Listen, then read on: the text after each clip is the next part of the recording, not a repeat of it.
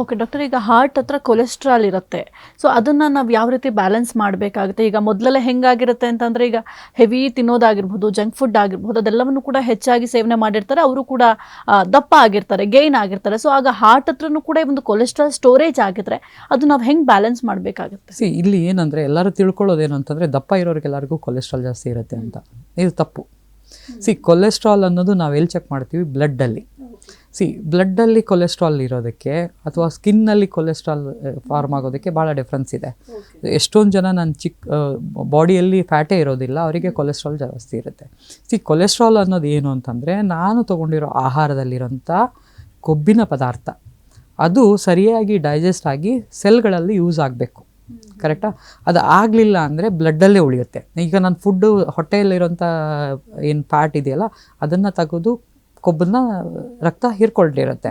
ಅದು ಹೋಗಿ ಎಲ್ಲಿ ಮುಟ್ಟಿಸ್ಬೇಕು, ಅದಕ್ಕೆ ರಿಕ್ವೈರ್ಮೆಂಟ್ ಇರೋ ಜಾಗದಲ್ಲಿ ಮುಟ್ಟಿಸಿದ್ರೆ ಅದು ಕೆಲಸ ಮುಗೀತು. ಇವಾಗ ಏನಾಗುತ್ತೆ, ರಿಕ್ವೈರ್ಮೆಂಟಿಗೆ ಹೋಗಿ ಮುಟ್ಸೋಂಥ ಜಾಗ ಏನಿದೆಯಲ್ಲ ಅದು ಬ್ಲಾಕ್ ಆಗಿರುತ್ತೆ. ಸೊ ಅವಾಗೇನಾಗುತ್ತೆ, ಬ್ಲಡ್ಡಲ್ಲೇ ನಾನು ತಿಂದಿರೋ ಫುಡ್ಡಿಂದೆಲ್ಲ ಬ್ಲಡ್ಡಲ್ಲೇ ಉಳಿಯೋಕ್ಕೆ ಶುರು ಆಗುತ್ತೆ. That is very dangerous. ಯಾಕಂದರೆ ಇವಾಗ ನೀವು ನೋಡಿರ್ಬೋದು, ನಮ್ಮ ಮನೆಯಲ್ಲಿ ಈ ನಲ್ಲಿಗಳೆಲ್ಲ ಇರುತ್ತೆ. ನೀರು ಚೆನ್ನಾಗಿ ಅದರ TDS ಕಡಿಮೆ ಇತ್ತು ಅಂತಂದರೆ ಈ ಸಾಲ್ಟ್ ಫಾರ್ಮೇಷನ್ಸ್ಗಳು ಪೈಪಲ್ಲಿ ಕಡಿಮೆ ಆಗುತ್ತೆ. ಸೊ ಅದನ್ನು ನಾವು ಜಾಸ್ತಿ ದಿನ ಎಕ್ಸ್ಪೆಕ್ಟ್ ಮಾಡ್ಬೋದು. ಈಗ ವಾಟ್ರಲ್ಲೇ ಅದು ಮಿನರಲ್ಸ್ಗಳು ಜಾಸ್ತಿ ಇದೆ ಅಂದರೆ ಆ ಪೈಪಲ್ಲಿ ಕಟ್ಕೊಳ್ಳೋಕೆ ಶುರು ಆಗುತ್ತೆ. ಸೊ ಇವಾಗ ನನಗೆ ಕೊಲೆಸ್ಟ್ರಾಲು ಬ್ಲಡ್ಡಲ್ಲಿ ಜಾಸ್ತಿ ಇದೆ. ಬ್ಲಡ್ ಎಲ್ಲಿ ಹರಿಯುತ್ತೆ? ಆ ವೆಸಲಲ್ಲಿ. ಆ ವೆಸಲಲ್ಲಿ ಯಾವಾಗಲೂ ಹೈ ಇದ್ದಾಗ ಅದು ಇವನು ಒಳಗಡೆ ಹಿಂಗೆ ನಳ್ಳಿ ಕಟ್ಕೊಳ್ಳುತ್ತಲ್ಲ, ಹಾಗೆ ಪೈಪಲ್ಲಿ ಕಟ್ಕೊಂಡಂಗೆ ಒಳಗಡೆ ಕೊಲೆಸ್ಟ್ರಾಲ್ದು ಅಥಿಲೋಸ್ಕ್ಲಿರೋಟಿಕ್ ಚೇಂಜಸ್ ಅಂತ ಹೇಳ್ತೀವಿ, ಅದು ಆಗೋಕ್ಕೆ ಶುರು. ಆವಾಗೇನಾಗುತ್ತೆ, ಆ ಲ್ಯೂಮಿನ್ ಕಡಿಮೆ ಆಗಿ ಬ್ಲಡ್ ಫ್ಲೋ ಕಡಿಮೆ ಆಗ್ತಾ ಹೋಗುತ್ತೆ. ಬ್ಲಡ್ ಫ್ಲೋ ಎಲ್ಲಿ ಕಡಿಮೆ ಆಗುತ್ತೆ ಅಲ್ಲಿ ಬ್ಲಡ್ ನಿಂತು ಕ್ಲಾಟ್ ಆಗೋಕ್ಕೆ ಶುರು ಆಗುತ್ತೆ. ಸೊ ಇದು ಹಾರ್ಟಲ್ಲಿರೋಂಥ ಒಂದು ಏನು ಆರ್ಟ್ರೀಸ್ ಅಂತ ಹೇಳ್ತೀವಿ, ಕೊರೊನರಿ ಆರ್ಟ್ರೀಸು. ಅಲ್ಲಿ ಒಂದೇ ಸೈಡು ಹಿಂಗೆ ಹೋಗಿ ಮತ್ತೆ ವಾಪಸ್ ಹೋಗೋಂಥ ದಾರಿ ಇರಲ್ಲ. ಆ ಒಂದೇ ಇದನ್ನು ಎಲ್ಲ ಕಡೆನೂ ಅಲ್ಲೊಂದು ಪಾರ್ಟಿಗೆ ಸಪ್ಲೈ ಮಾಡೋದು.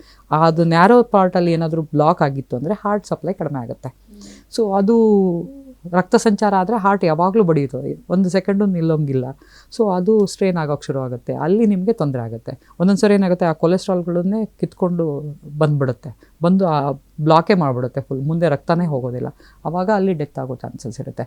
ಹಾಗಾಗಿ ಕೊಲೆಸ್ಟ್ರಾಲಲ್ಲಿ ಜಾಸ್ತಿ ಬ್ಲಡ್ಡಲ್ಲಿ ಕೊಲೆಸ್ಟ್ರಾಲ್ ಜಾಸ್ತಿ ಆಗೋದಕ್ಕೆ ಕಾರಣ ಬರೀ ನಾವು ತೊಗೊಳ್ಳೋ ಒಂದು ಆಹಾರ ಒಂದೇ ಅಲ್ಲ, ಅದರದ್ದು ಒಳಗಡೆ ಯುಟಿಲೈಸೇಷನ್, ಮೆಟಬಲೈಸೇಷನ್ ಅಂತ ಹೇಳ್ತೀವಿ, ಅದನ್ನು ತುಂಬ ಇಂಪಾರ್ಟೆಂಟ್. ಇವೆರಡೂ ನಾವು ಲಕ್ಷ್ಯ ಇಟ್ಕೋಬೇಕು. ಮೇಲೆ ಕೊಡೋಂಥ ಫುಡ್ಡು ಅದನ್ನು ಡೈಜೆಸ್ಟ್ ಮಾಡಿ ಅಬ್ಸಾರ್ಬ್ ಮಾಡೋಂಥದ್ದು. ಅದು ಯಾವಾಗ ಆಗುತ್ತೆ ಅಂದರೆ, ನನಗೆಲ್ಲೂ ಕೊಲೆಸ್ಟ್ರಾಲ್ ಹೊರಗಡೆ ಆಲ್ರೆಡಿ ತುಂಬ್ಕೊಂಬಿಟ್ಟಿದೆ, ಕೊಲೆಸ್ಟ್ರಾಲ್ ತೊಗೊಳೋದಕ್ಕೆ ಜಾಗನೇ ಇಲ್ಲ ಅಂದಾಗ ಅದು ನಾವು ತೊಗೊಳ್ಳೋ ಆಹಾರ ಎಲ್ಲ ಕೊಲೆಸ್ಟ್ರಾಲ್ ಜಾಸ್ತಿ ಮಾಡ್ತಾ ಹೋಗುತ್ತೆ. ಸೊ ಈ ಪ್ಯಾಟ್ರನ್ಗಳನ್ನು ನಾವು ಅರ್ಥ ಮಾಡಿಕೊಂಡ್ರೆ ಈ ಕೊಲೆಸ್ಟ್ರಾಲ್ ಮ್ಯಾನೇಜ್ ಮಾಡಿ ಹಾರ್ಟ್ಗಳನ್ನು ಬರೀ ಅಂದರೆ ಕೊಲೆಸ್ಟ್ರಾಲ್ ಒಂದೇ ಅಲ್ಲ ಹಾರ್ಟನ್ನು ಪ್ರಾಬ್ಲಮ್ ಮಾಡೋದಕ್ಕೆ, ಅದರ್ ಫ್ಯಾಕ್ಟರ್ಸ್ ಇದೆ. ನಾವು ತೊಗೊಳ್ಳೋಂಥ ವೈಟಮಿನ್ಸ್ಗಳಲ್ಲಿ ಕೊರತೆ ಆದರೆ, ಅಥವಾ ನಾವು ತೊಗೊಳ್ಳೋಂಥ ಈ ಎಲೆಕ್ಟ್ರೋಲೈಟ್ ಇಂಬ್ಯಾಲೆನ್ಸ್ ಆದರೆ, ನಾವು ತೊಗೊಳ್ಳೋಂಥ ನಾವು ಅನ್ಕೋಬೋದು ಪೊಟ್ಯಾಷಿಯಮ್ಮು, ಸೋಡಿಯಮ್ಮು, ಇವೆಲ್ಲದನ್ನು ಹಾರ್ಟ್ ಕಂಡಕ್ಷನ್ಸ್ ಮೇಲೆ ತುಂಬ ಇಂಪಾರ್ಟೆಂಟ್ ಇರುತ್ತೆ. ಸೊ ಇವು ಯಾವುದೂ ನಾವು ಲಕ್ಷ್ಯ ಇಟ್ಕೊಳ್ಳಲ್ಲ. ಬರೀ ನಮಗೇನಂದರೆ ಹಾರ್ಟ್ ಪ್ರಾಬ್ಲಮ್ ಅಂದರೆ ಬರೀ ಕೊಲೆಸ್ಟ್ರಾಲ್ ಒಂದೇ ರೀಸನ್ನು. ಸೊ ತುಂಬ ಬೇರೆ ಅದರ್ ಕಾರಣಗಳೂ ಇದೆ. ಸೊ ಅದನ್ನು ತಿಳ್ಕೊಂಡು ಬ್ಯಾಲೆನ್ಸ್ ಡಯಟಲ್ಲಿ ಮಾಡಿದ್ರೆ ಡೆಫಿನೆಟ್ ಆಗಿ ಹಾರ್ಟ್ ಪ್ರಾಬ್ಲಮ್ನಿಂದ ದೂರ ಇರ್ಬೋದು ಅಂತ ಹೇಳ್ಬೋದು. ಓಕೆ ಡಾಕ್ಟರ್, ಎಷ್ಟೋ ಜನಕ್ಕೆ ನೀವು ಹೇಳ್ದಂಗೆ ತಪ್ಪು ಕಲ್ಪನೆ ಇತ್ತು. ಯಾಕೆಂತಂದರೆ ಈಗ ದಪ್ಪ ಇದ್ದರೆ ಹಾರ್ಟ್ ಅಟ್ಯಾಕ್ ಆಗುತ್ತೆ ಅಂತ ಎಲ್ಲರೂ ಕೂಡ ಯೋಚನೆ ಮಾಡ್ತಾ ಇದ್ರು. ಆದರೆ ಅದು ತಪ್ಪು ಕಲ್ಪನೆ ಅಂತ ಈಗ ನಿಮ್ಮ ಮುಖಾಂತರ ನಮ್ಮ ವೀಕ್ಷಕರಿಗೂ ಕೂಡ ಗೊತ್ತಾಯಿತು.